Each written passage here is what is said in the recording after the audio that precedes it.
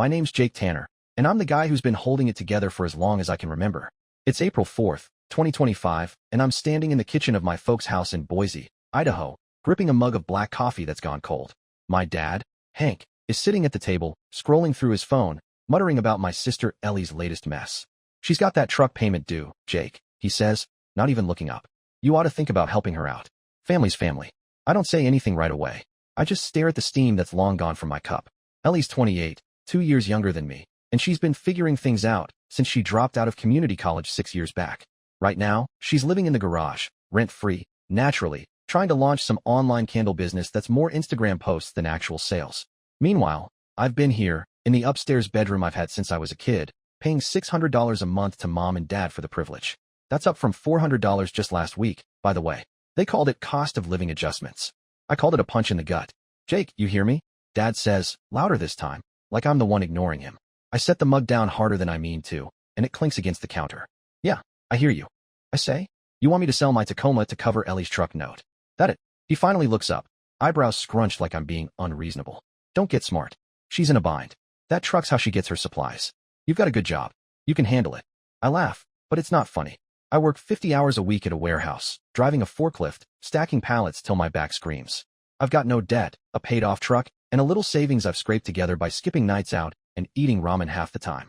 Ellie? She's got a $20,000 loan on a Dodge Ram she doesn't need, a stack of maxed-out credit cards, and a habit of calling me the lucky one because I've got a steady paycheck. Mom walks in from the living room, wiping her hands on a dish towel. She's got that tired look she always wears when Ellie's the topic. Jake, honey, she's your sister. She's trying to build something. You could help her get on her feet. On her feet, I say, turning to face her. She's been on her, but in that garage for 3 years. I'm the one paying rent here, and you just jacked it up 50%. Now I'm supposed to bail her out too. Mom sighs, like I'm the one wearing her out. You're doing fine, Jake. Ellie's got dreams. She needs support. There's that word, support. It's their favorite. It means me opening my wallet every time Ellie screws up. I lean against the counter, crossing my arms. You raised my rent last week, Mom. Said it was to cover the electric bill going up. Now you're saying I should give Ellie my truck money too. Dad waves a hand, brushing me off. You're still getting a deal here. Rent's cheap compared to anywhere else in Boise. Stop whining. Cheap. I say, my voice climbing. I'm paying more than half my take-home to live in my old bedroom, while Ellie's out there burning sage and calling it a career. How's that fair? They go quiet for a second, and I think maybe I've gotten through. Then Dad says, you've always been good with money, Jake. Ellie's not like that. She needs a boost. I don't scream, though I want to. I just nod, slow, like I'm agreeing. Right? I'll think about it, I say, and walk out of the kitchen. I head upstairs, shut my door, and sit on the edge of my bed, staring at the faded paint on the walls. They don't get it. They don't see how I've been grinding, saving, keeping my head down while Ellie flails around like a kid in a kiddie pool. And they don't know what I'm planning. Not yet. See, this isn't just about one morning's fight. This has been building for years. When I moved back home after trade school, it was supposed to be short-term. 6 months, Dad said. Get your feet under you. That was 4 years ago. Since then, I've paid rent every month, chipped in for groceries, fixed the leaky roof when Dad said he couldn't afford a guy. I've been the steady one, the reliable one. Ellie? She's been finding her path. That path's included a failed Etsy shop, a juice cleanse pyramid scheme, and now this candle nonsense. Every time she crashes, they look at me to pick up the pieces. I'm not mad at Ellie, not really. She's my sister, and I love her, even if she's a mess. But Mom and Dad, they've turned me into the family mule, piling on the load while they pat her on the back for trying. And today, telling me to sell my truck, the one thing I own outright, for her truck payment? That's the line. I'm done carrying them all. I pull out my phone and start scrolling through apartment listings. I've got enough saved for a deposit, maybe a few months' rent. I'm not telling them yet, but I'm already halfway out the door. Ellie's got a big event coming up, some candle launch party she's hyping on social media. They'll expect me to be there, clapping like a trained seal. But I've got other plans. They'll see soon enough. It's a week after that kitchen showdown, and I'm still simmering.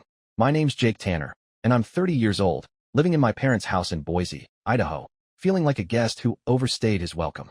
The date's April 11th, 2025, and I'm sitting in my truck, a 2018 Toyota Tacoma I paid off 2 years ago, parked outside the warehouse where I work. It's my lunch break, and I'm eating a peanut butter sandwich, scrolling through my phone, looking at apartments I can't quite commit to yet. My folks don't know I'm planning to bolt. They think I'm still thinking about selling my truck to help Ellie with her truck payment. They've got no clue I'm done. Work's been the one steady thing in my life. I run a forklift, move pallets, keep the lines moving. It's not glamorous, but it pays $22 an hour, and I've banked most of it. No wife, no kids, no big nights out, Just me, my truck, and a savings account with $12,000 in it. I'm proud of that number. Took me 4 years of overtime and skipping anything fun to build it.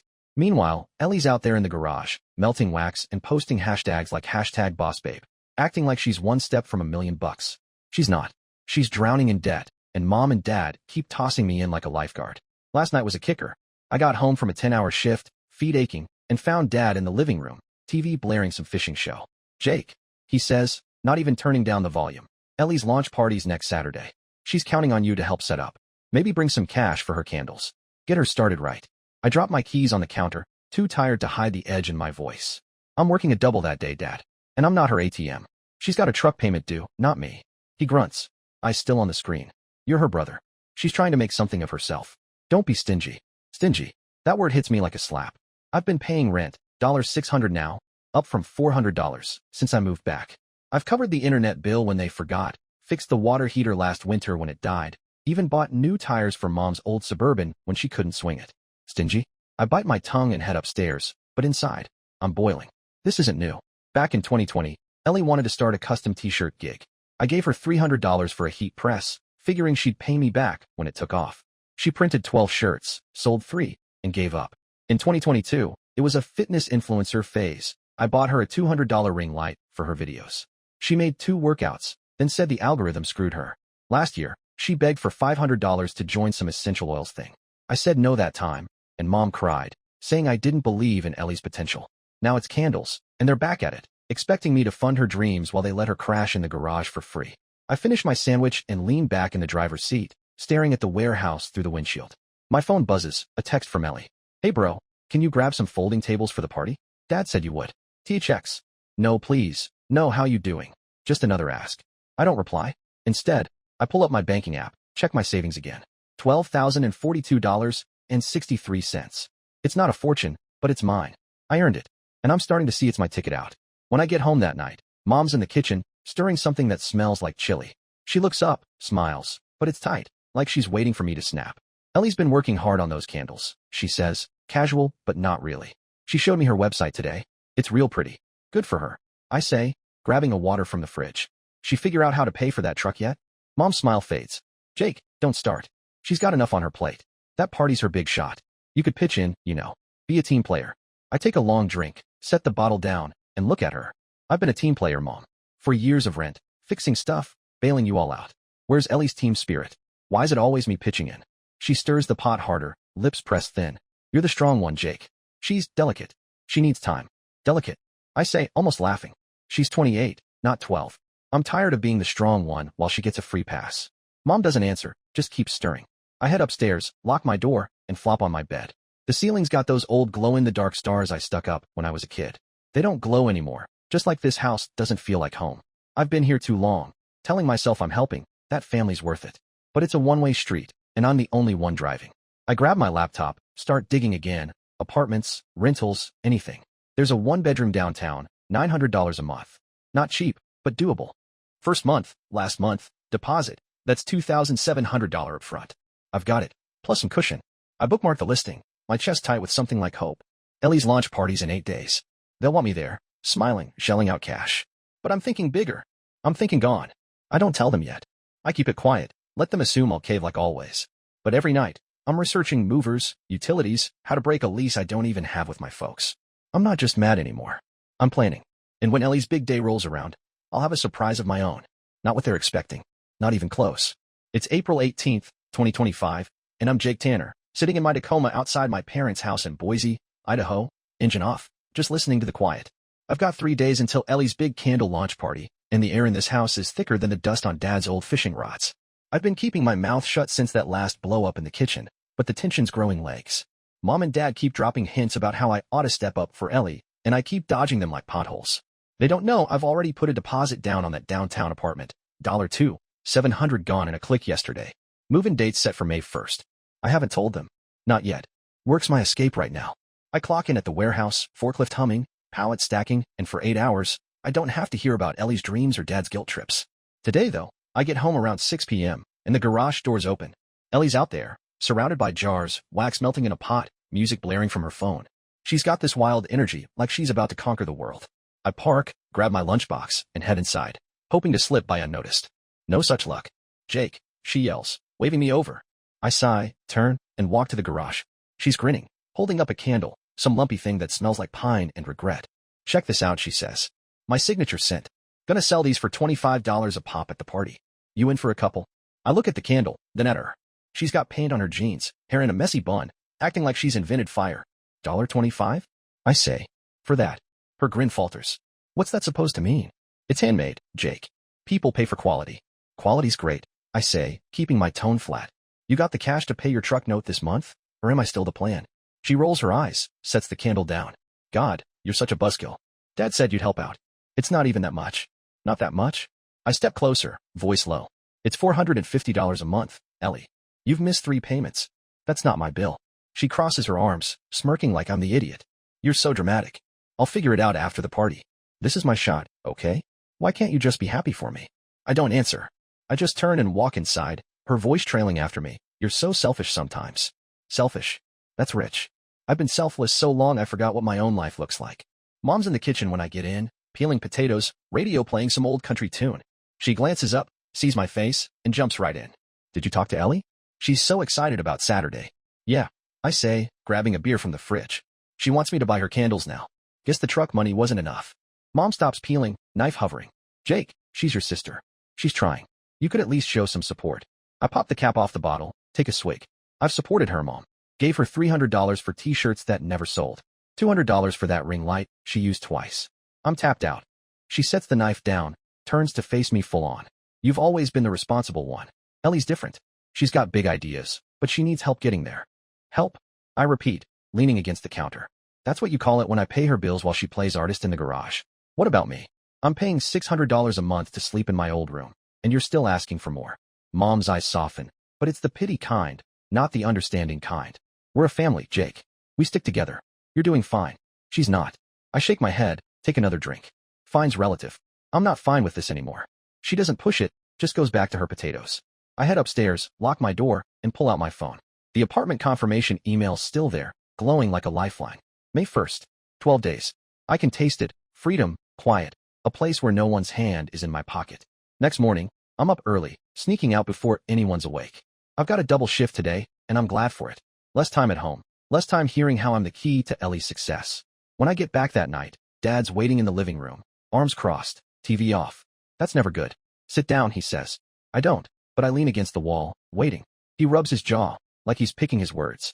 Ellie told me you're giving her a hard time. Said you won't even buy a candle. She wants me to bankroll her life, Dad. I say, I'm not doing it. He stands up, steps closer. She's your sister, Jake. She's got this party coming up, and you're acting like it's nothing. I'm asking you, help her. Bring some cash, set up the tables, show up. It's not a lot. Not a lot. I say, voice rising. You raised my rent to $600. Told me to sell my truck for her loan. Now I'm supposed to play cheerleader too? Where's her part in this? She's trying, he snaps. You've got it easy. Good job. No worries. She's struggling. I laugh, sharp and bitter. Easy? I work 50 hours a week. I've got no life because I'm keeping this house afloat. Ellie's struggling because she won't get a job. He glares at me, jaw tight. You watch your tone. We've given you everything. Roof over your head, food on the table. I pay for that roof. I cut in. And half the food. What's Ellie given? He doesn't answer, just points a finger. Saturday. Be there. Help her. That's final. I don't nod, don't argue. I just walk upstairs, shut my door, and sit on my bed, hands clenched. Saturday's her big day, all right. But it's mine too. They think I'm caving. They're wrong. I've got my keys, my savings, and a lease with my name on it. 3 days to go, and I'm counting every second. It's April 20th, 2025, and I'm Jake Tanner, 30 years old, sitting in my room in Boise, Idaho, with 2 days left until Ellie's candle launch party. The clock's ticking, and I'm not just counting down to her big moment. I'm counting down to mine. My Tacoma's packed with half my stuff already, stashed in the back seat under a blanket so Mom and Dad don't notice. I've got a lease starting May 1st for a 1-bedroom downtown, $900 a month, and I'm itching to get there. They still think I'm showing up Saturday with cash and a smile for Ellie. They've got no idea I'm about to flip the table. Today's a rare day off from the warehouse, and I'm using it to tie up loose ends. I head downstairs around 9 a.m., and Mom's in the kitchen, fussing over a tray of cookies she's baking for the party. Jake, she says, all chipper, can you run to the store? I need some sprinkles for these. Ellie wants everything perfect. I grab my keys off the counter, keeping my face neutral. Sure, I say, but I'm not just going for sprinkles. I've got a stop planned, meeting a buddy, Mike, who's got a pickup and owes me a favor.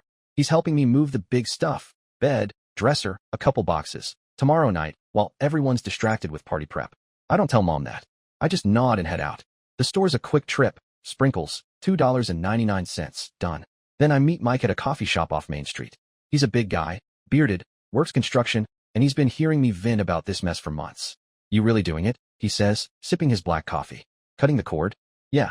I say, leaning back in the booth. Deposits paid. Moving in 10 days. They don't know yet. He grins, shakes his head. Gutsy man. Your folks are gonna lose it. Ellie too. Let him, I say. I've been their mule too long. Time I carried my own weight somewhere else. We hash out the plan. Tomorrow, Friday, 8 p.m., he'll pull up quiet. We'll load up, and I'll crash at his place for the night. Saturday, while they're all at the party, I'll finish the rest. I've got a letter ready too, not an eviction notice like some big shot, just a note saying I'm gone. Rent's paid through April. Good luck. I'm not burning bridges, just walking away clean. Back home, I drop the sprinkles on the counter, and Dad's there now, sipping coffee, looking at me like he's got something to say. Jake, he starts, Ellie's nervous about tomorrow. Said you've been cold lately. You gonna be there for her? I keep my cool, shrug. Got work Saturday, Dad. Double shift. I'll see what I can do. He frowns, sets his mug down. Work's work, but family's family. She's counting on you. Bring some cash, help set up. Don't let her down. I don't argue. I'll figure it out, I say, and head upstairs. It's a lie, but it buys me time. They're so used to me bending, they don't even question it. That night, Ellie knocks on my door. I'm packing books into a duffel, but I shove it under the bed before I let her in. She's holding one of her candles, all proud. Smell this, she says, shoving it at me. It's lavender. I guess smells like soap. Nice, I say, handing it back. You're coming tomorrow, right? She says, eyes big. I need you there. It's my big break. I'll try, I say, keeping it vague. She doesn't push, just smiles and leaves. I lock the door behind her, sit on my bed, and stare at the wall. She's my sister, and part of me feels bad. But I've been her crutch too long. $300 here, $200 there. Now my truck? Nah, she's gotta stand on her own. Friday morning, I'm up before dawn, nerves buzzing. I work a half shift, clock out at noon, and spend the afternoon pretending everything's normal. Mom's in party mode. Dad's hauling chairs to the backyard. Ellie's yelling about tablecloths. Nobody notices me slipping boxes to the truck. At 8 p.m., Mike pulls up, quiet like we planned. We move fast, bed frame, mattress, dresser, gone in 20 minutes. I leave the letter on my desk, grab my keys, and follow him to his place. My room's half empty now, but they won't check till I'm long gone. I crash on Mike's couch, staring at the ceiling. Tomorrow's Ellie's day, but it's mine too. I'm not showing up with cash or tables. I'm showing up gone. They'll figure it out when they read the note. I close my eyes, and for the first time in years, I sleep without that weight on my chest. It's April 21st, 2025, and I'm Jake Tanner, waking up on Mike's couch in Boise, Idaho, with a crick in my neck and a grin I can't shake. Today's Ellie's candle launch party, and I'm not there. I'm 30 years old, done being the family pack mule, and I've got my Tacoma loaded with the last of my stuff, ready to roll.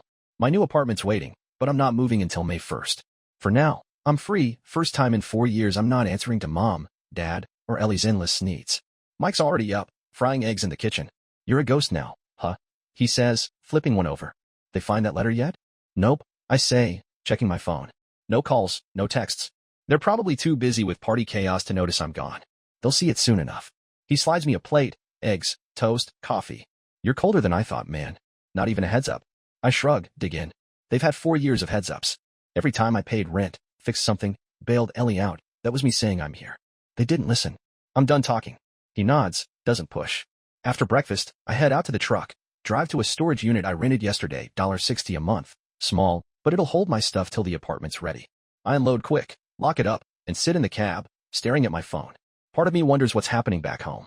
Ellie's probably setting up her candles, Mom's fussing over cookies, Dad's grumbling about chairs. They'll expect me to stroll in, wallet out, ready to play Big Brother. Instead, I'm here, breathing easy. Around 2 p.m., my phone buzzes. It's Mom. I let it ring, then listen to the voicemail. Jake, where are you? Ellie's party started, and we need those tables. Dad's mad. Call me. I delete it. 10 minutes later, Dad calls. Voicemail again. Jake, this ain't funny. Get home now. Ellie's crying. I delete that too. Then Ellie texts, wow, really? You are bailing on me? Some brother. I don't reply.